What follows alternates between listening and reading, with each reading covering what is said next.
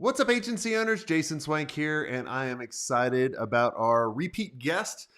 We have Mike back on the podcast. We're going to talk about really his amazing book about really standing out because, look, if you build it, they will not come. And let's go ahead and bring him on the show.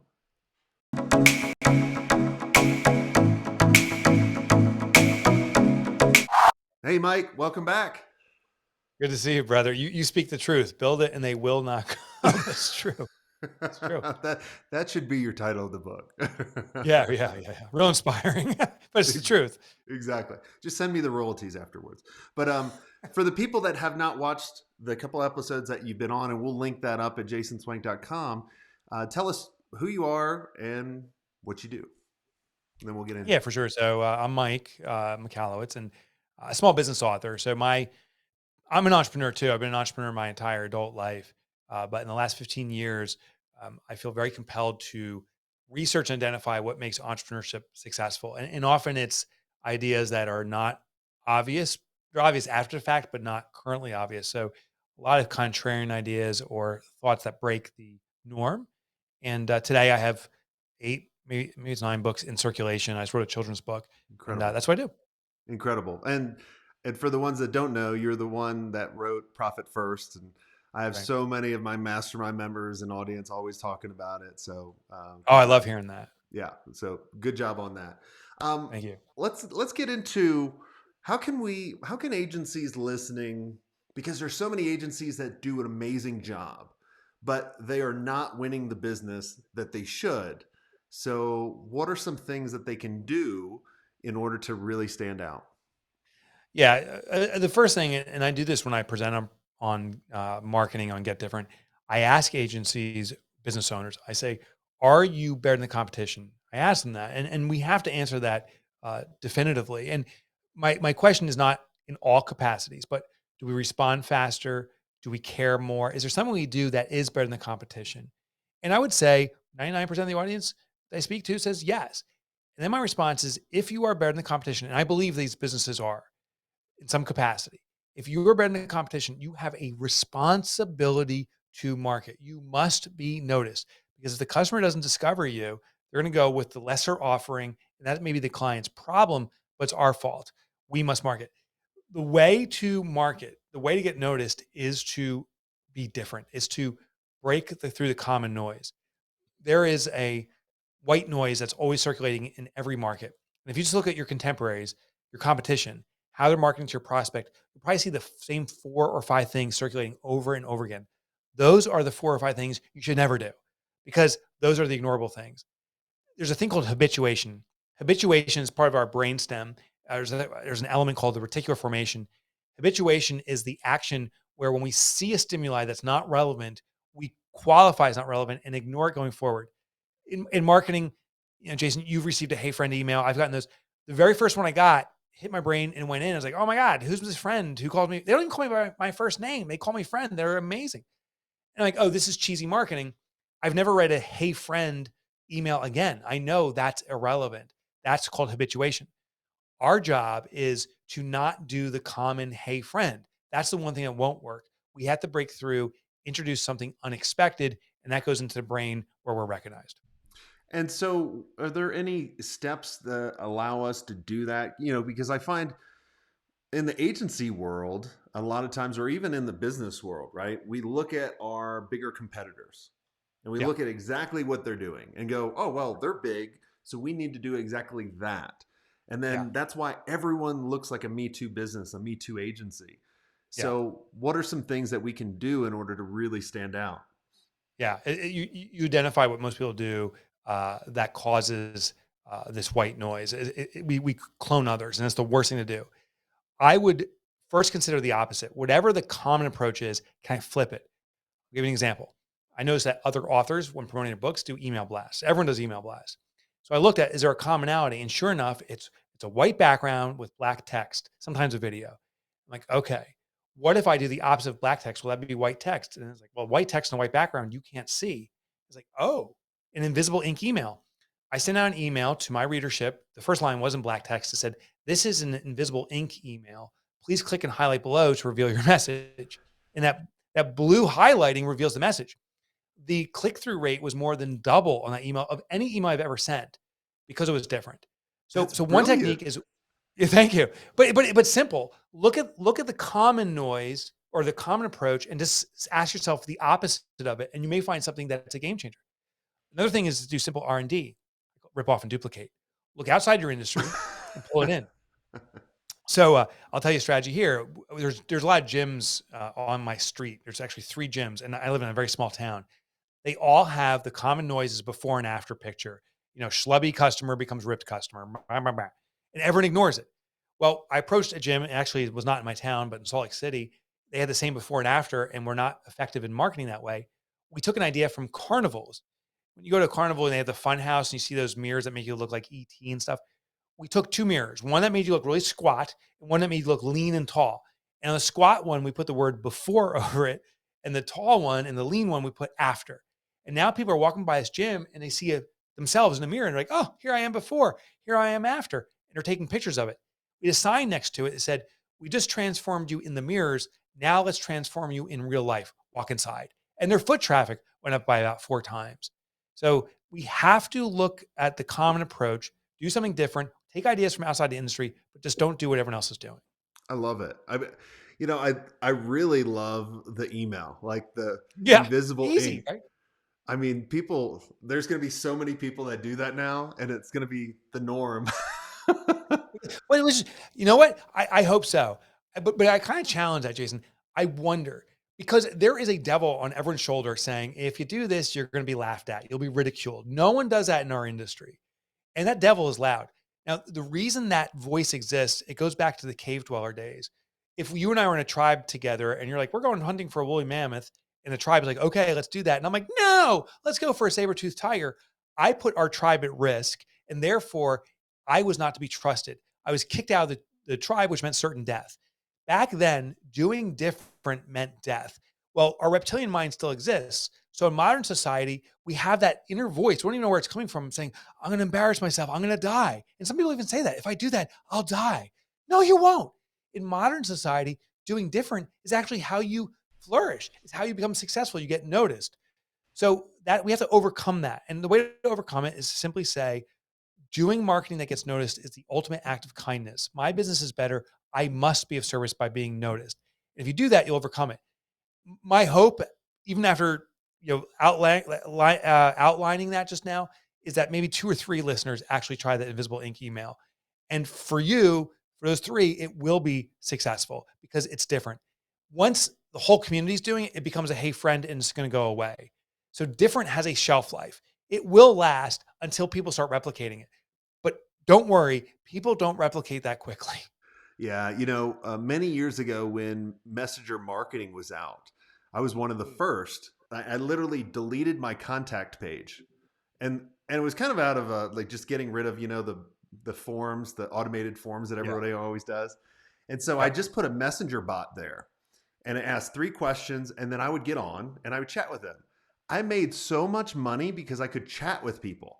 But then I got on stages and everybody wanted to know how to do it, and then everybody started doing it. And then Yeah, I was yeah. And like, then it goes oh, away. it doesn't work anymore. Isn't that funny?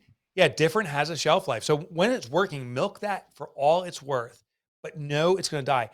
But also be working on other ideas. So that invisible ink email, I'm still doing it. I've told other authors about it. They don't do it. I will Really? continue to do it. But I also know there's a day that finally it catches on. I already have other plans. I already have other experiments that are working. And that's when I roll out the next thing. Yeah. How do you think? So there's a lot of agencies now starting to finally listen to us about doing a podcast.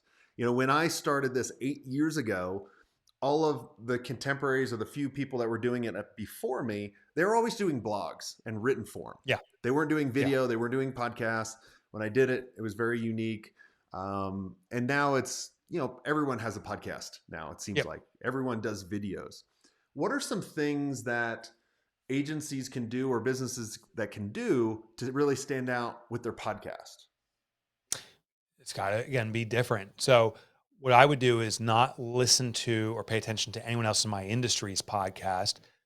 You can get some information on what the common noise is. So, that may be helpful. But I would look at successful podcasts outside your industry. How does a comedian do their podcast? How does a scientist do her podcast. Like I would look at these and then I would take their concepts and roll it out in mine. And you may come with a fresh approach.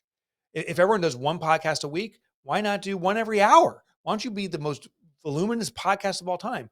Or why don't you do one like a scientist where you're doing the research, you're divulging the research behind the facts and stuff like that. Break the pattern of the common noise. So once you observe the common noise, look outside it and see what's successful and then steal those ideas. Yeah. I love that. One of my favorite podcasts to watch is Joe Rogan. I just Totally, right? it's so entertaining. Or just even looking at the clips from the Tonight Show. I mean, obviously, even you can kind of tell the visual from here of the angle going in rather than the square box. Yes. Just Yeah. trying to. And it's noticeably different. Different doesn't have to be everything. I'm not saying like dress like Bozo the Clown here so everyone sees it. They can be subtle and they have to be consistent with who you are. So if you like the Joe Rogan podcast, I enjoy that too. If you like that, that's something to emulate. The trick here though is not to take ideas that don't resonate with you. So, there's these other podcasts that maybe are just so outrageous or offensive or so serious or whatever they may be. And you're like, I just don't like them. Don't copy that. This isn't fake it till you make it. It's actually amplify who you are. When people hear different, they often hear change me. And that's actually not the case. Different means be more of you, which is naturally different than everybody else. Yeah. And that's why I always tell everybody is like, don't watch other people in your industry, like you were saying, because you just Yeah, start emulating them. you totally do. Yeah. I mean, I find sometimes in the very beginning you might have to. So when I was starting my video show, it was called the Ask Swenk Show. And you can kind of tell where I got that from Ask Gary V. And then maybe after about 15 episodes, I was like, dude, why am I trying to emulate this guy? Like, I'm not him. He's not me. Like, let's just call it Swank today and we'll be on our way. And that's super smart. So there's a lot of copycats. And there's a difference between ripping off and duplicating and copycatting. Copycatting is just take an idea and saying, oh, I'll integrate that. And take another idea and I'll integrate it. And it becomes patchwork. It's a quilt. But ripping off and duplicating means taking an idea elsewhere and blending it into your business. Oh, I like that because it's consistent with me. So when something resonates from the outside, pull it in, but make sure it's not a patchwork that's all coherent, and that will be wildly successful. What I found is no one, not a single person, will know a thing about your business or have any experience with your business except for your marketing until they do business with you. Therefore, your marketing better be absolutely congruent with your brand. If there's an incongruency, and like, oh, the marketing is one way, but they're different, now there's mistrust. So it's an amplification of who you are. Take ideas from the outside, but make sure it's congruent with who you naturally are. Is there, and you don't have to name a company, Gary Vee. when you hear the question after, I don't think you name a company, but you can. It would make the ratings of the show go up from 5 to 10.